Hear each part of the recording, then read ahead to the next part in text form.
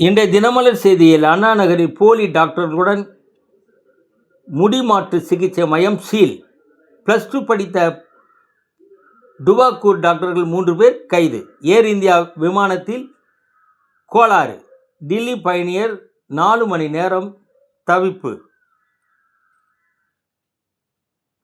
மாநகராட்சி தூய்மை பணியாளர்கள் உடன்பாட்டால் வழக்கை முடித்து வைத்து கோர்ட்டு உத்தரவு. ஆனால் பணி நிரந்தரம் இல்லை என்பதால் தமிழக அரசுதான் இறுதி வெற்றி பெற்றுள்ளது. கொளத்தூரில் ஒருங்கிணைந்த காவல் நிலையம் திறந்தார் முதல்வர்.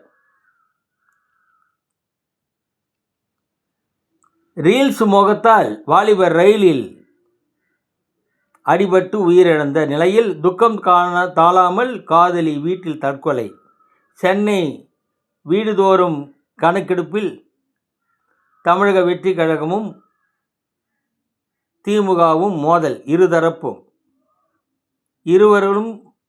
இருதரப்பு மருத்துவமனையில் சிகிச்சை. வணக்கம்.